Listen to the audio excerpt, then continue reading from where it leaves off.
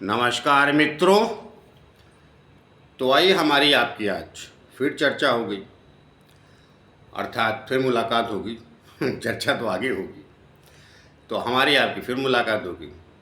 और जैसा मैं हमेशा कहता हूँ, जब तक परमात्मा की परमेश्वर की मर्जी, हमारा आपका ये सिलसिला चलता ही रहेगा। तो आइए आज बात करने वाला हूँ नवंबर माह की 2023 मेष लग्न के जातकों के लिए कैसा रहेगा, क्या परिणाम देगा, क्या फल देगा। और देखिए, मैं प्रिडिक्शन जो भी करता हूँ, अब मेष लग्न से राशि से पकड़िए आप या लग्न से पकड़िए, लेकिन मैं पहले क्लियर कर देता हूँ, लग्न वालों को ज़्यादा सटीक बैठेगा। और जिनकी मेष लग्न और मेष राशि दोनों हैं, उनके लिए तो बहुत ज़्यादा नज़दीक का विषय हो जाएगा। तो नवंबर माह आपका कैसा रहेगा, उस पर हम लोग चर्चा करते हैं इस वीडियो में। और आगे बढ़ूँ उसके पहले एक छोटी सी प्रार्थना शुरू में ही कर लेता हूँ, ताकि आगे जब बात करूँ तो कई बार वो बात करते करते बीच में आ जाता है, तो प्रार्थना करता हूँ तो थोड़ा मुझे डिस्टर्बेंस फील होता है। आपको कितना होता है वो तो पता नहीं, लेकिन मुझे होता है। तो दूसरी प्रार्थना मेरी क्या रहती है? दूसरी प्रार्थना आप लोगों से ये रहती है कि जिन लोगों हमारे चैनल सब्सक्राइब नहीं किया, कृपया कर लीजिए। उससे मैं बल और शक्ति मिलती है, जो आप लोगों के द्वारा ही आती है। तो जैसा मैं पहले भी कह चुका हूँ कि मैं गोचर के वीडियो, अर्थात महीने का राशिफल का वीडियो नहीं बनाता, लेकिन अब कई महीनों से लोगों की डिमांड थी, तो पिछले महीने से मैंने थोड़ा बनाना शुरू किया। तो फ़र्क तो पड़ता है, ऐसा नहीं। जब ग्रह बदलते हैं तो उसका कुछ न कुछ मानव जीवन में असर अवश्य रहता है। मानव जीवन पे असर 24 घंटे ग्रह देते हैं। आप देखें, दोपहर तक आप खुश हैं, शाम तक आप खुश हैं, रात के 9 या 10 बजे आते आते आपको कोई ऐसी सूचना मिल जाती है, कोई ऐसा विषय वस्तु आपके सामने आ जाता है कि आप गंभीर हो जाते हैं हंसते हंसते। तो करते तो ग्रह ही, लेकिन बहुत गोचर के ग्रह बहुत ज़्यादा फर्क नहीं देते। लेकिन जब ग्रह कुछ महीने बदलते हैं, बड़े ग्रह, अर्थात बड़े ग्रह से तात्पर्य होता है जो ग्रह देर से बदलते हैं। तो मेष लग्न वालों के लिए क्या करेंगे, तो मैं प्रार्थना कर ही चुका हूँ। जिन लोगों ने हमारा चैनल सब्सक्राइब नहीं किया, कृपया कर लीजिए। अब आइए आगे बढ़ते हैं। तो ये नवंबर माह आपके लिए देखिए, आधा सही है आधा गलत।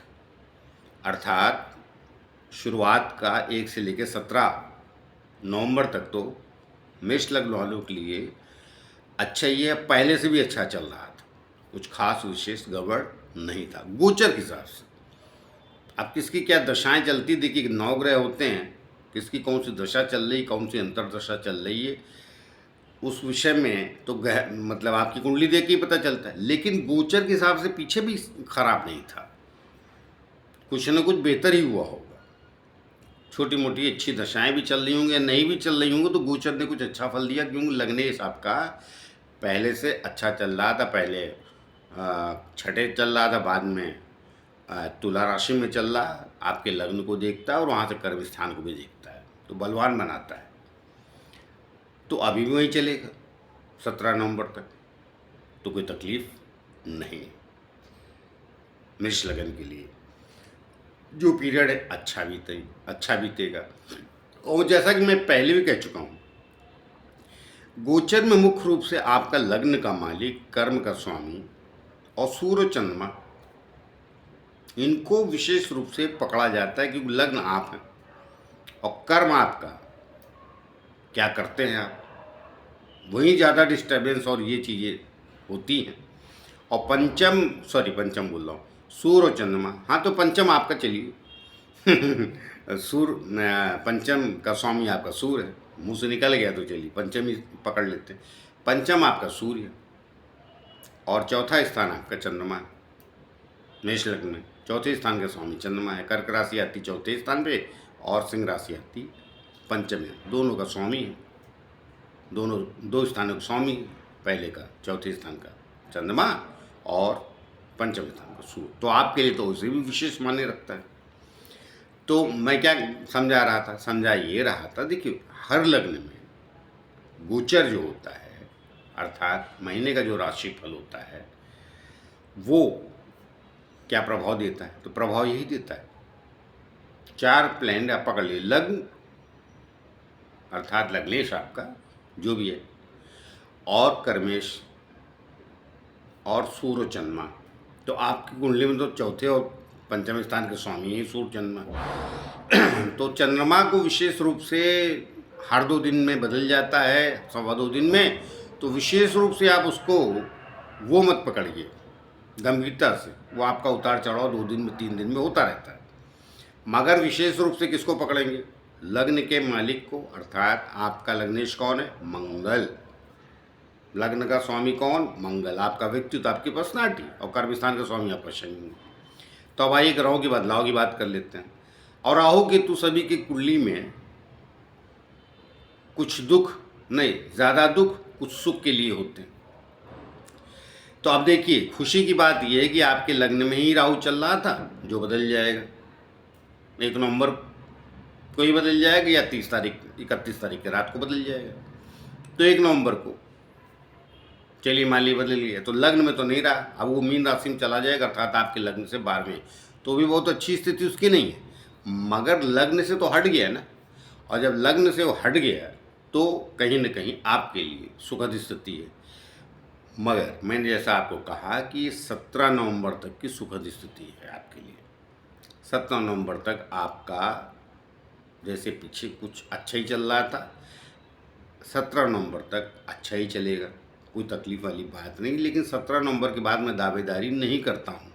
कारण क्या है? 17 नवंबर के बाद मंगल बदल जाएगा, आपका लग्न का मालिक कहाँ जाएगा? वृश्चिक राशि में, अष्टम में। अष्टम में जब जाएगा वो, और सूर्य भी उसी दिन चेंज हो जाएगा, आपके पंचम स्थान का स्वामी, आपके बुद्धि, विद्या, पुत्र स्थान, या अर्थात संतान स्थान। अब पहले पुत्र स्थान ही बोल देते थे, शास्त्रों में ही ज़्यादा लिखा है, पुत्र स्थान कम बोलते, लेकिन वो संतान स्थान ही पकड़ा जाता है।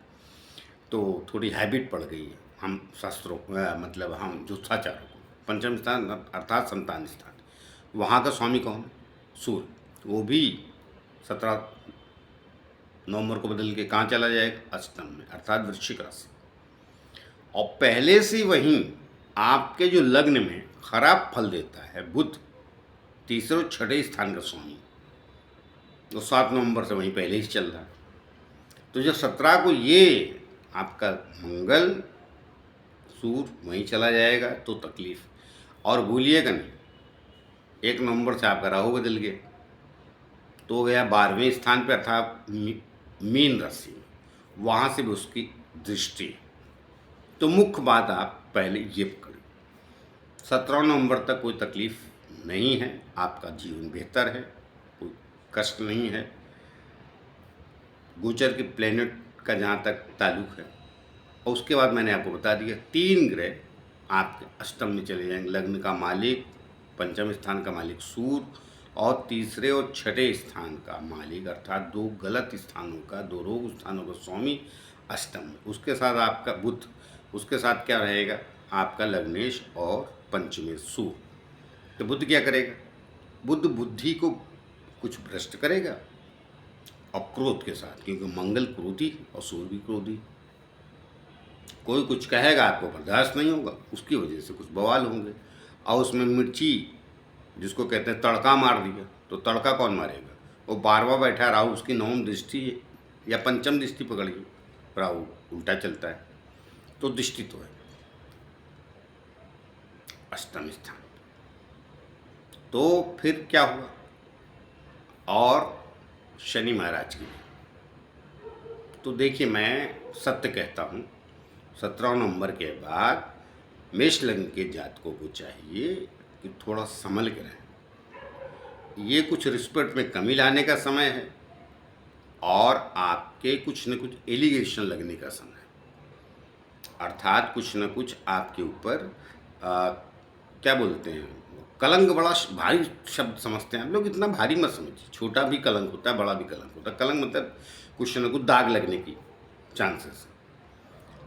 एलिगेशन उसी को बोलते हैं शायद अंग्रेजी में, तो चलिए हिंदी बोल देता हूँ। कुछ आपके ऊपर कहीं न कहीं से, जिसको सरल भाषा में ये कह लीजिए कि टिकट छीटा छाटी होने वाली है आपके ऊपर। कुछ न कुछ लोग कहीं न कहीं आपको टीका टिप्पणी करके आपके व्यक्तित्व को डराएंगे और उससे आपकी बेइज्जती होगी। बेइज्जती शब्द कह दिया, अपमान समझ लीजिए। तो वो 17 नवंबर के बाद होने के चांसेस हैं। इससे थोड़ा सजग रहेंगे और उसका आभास मिलने लगेगा आपको ये 2 दिन पहले, क्योंकि वो बुध जो है ना, वो पहले 7 नवंबर से ही चला जाएगा। कहाँ? अष्टम स्थान अर्थात वृश्चिक राशि में। और फिर मंगल और सूर्य भी 17 नवंबर को, और शनि की भी दृष्टि दशा कहाँ से? शुभ स्थान से। हाँ, उसमें एक बात मैं कहना भूल गया, मार्गी अवश्य शनि हो जाएगा, तो शनि थोड़ा बचाव अवश्य करेगा, लेकिन दृष्टि उसकी खराब ही होती है। आप ही मान के चलिए, वो भी अष्टम स्थान पे वृश्चिक राशि पे, मंगल और सूर्य पे। सूर्य का शत्रु है, मंगल का भी शत्रु है, और वहीं बुध बैठे, और 12वें स्थान से पंचम दृष्टि से उल्टा चूँकि चलता है ये कौन, अब चलिए नवम पंचम दोनों मान लीजिए उसको, अगर आपको ज़्यादा समझ में आए। वहाँ से नवम पंचम दृष्टि तो है ना राहु की, ज़्यादा समझ में ना आए तो वहाँ से 9 गिन लीजिए, या उल्टी दृष्टि से 5 गिन लीजिए, तो राहु की भी दृष्टि। तो 17 नवंबर के बाद मैं आपको आगाह कर रहा हूँ कि थोड़ा कहीं न कहीं मानसिक रूप से तैयारी करके रखिएगा। अब किसकी ज़िंदगी में क्या परेशानी आएगी वो कहना मुश्किल है। हर आदमी का अपना अपना अलग अलग जीवन है, लेकिन रिस्पेक्ट में कमी, आपका मन बेचैन, दुविधापूर्ण आपका जीवन, अर्थात संशय में कन्फ्यूजन पूर्ण जीवन, और कहीं न कहीं किसी कर्म स्थान से, या मतलब क्या कहूँ उसको, कर्मों से परेशानी खड़ी कर सकता है। मैं नहीं कह रहा हूँ कि आप गलत कर रहे थे, लेकिन वो ये समय ठीक नहीं है 30 नवंबर तक, 17 नवंबर के बाद का। उसके बाद तो मैं अगले महीने आने ही वाला हूँ आप लोगों के लग्न के गोचर के लिए। और जो अष्टम में जो ग्रह गए उनकी दशाएं, अंतर दशाएं चल रही हैं, और शनि या राहु की चल रही, तो 5 ग्रह तो आपके लिए बेहतर नहीं है। सूर्य, मंगल, बुध, राहु और शनि तो परमानेंट नहीं परेशान करेंगे। ये 15 नवंबर के बाद की बात कर रहा हूँ, और जब तक ये वहाँ रहेंगे तो 30 नवंबर तक तो क्लियर। लेकिन एक अच्छी बात यह है कि राहु आपके लग्न से निकल गया, लेकिन फिर भी अब वहाँ मंगल आ गए तो दृष्टि वगैरह जो बता दिया एक बार में, तो वहाँ से थोड़ा सावधान रहिए। आगे कुछ गड़बड़ नहीं, जैसे मंगल बदलेगा 30 नवंबर के बाद, जब कब बदलेगा तो उसके विषय में बात करें। नवंबर के बाद दिसंबर कब बदलेगा उसके विषय में बात करें। तो आइए मिलते हैं किसी और नए विषय को लेकर। फिर भी मैं जाते जाते भी आगाह कर देता हूँ, 17 नवंबर के बाद मेष लगन के लोग थोड़ा सावधान। तो आइए मिलते हैं किसी और नए विषय को लेकर। जाते जाते फिर से प्रार्थना है, जिन लोग हमारे चैनल सब्सक्राइब नहीं किया कृपया कर लीजिए, उससे हमें बल और शक्ति मिलती जो आप लोगों के द्वारा ही आती है। नमस्कार।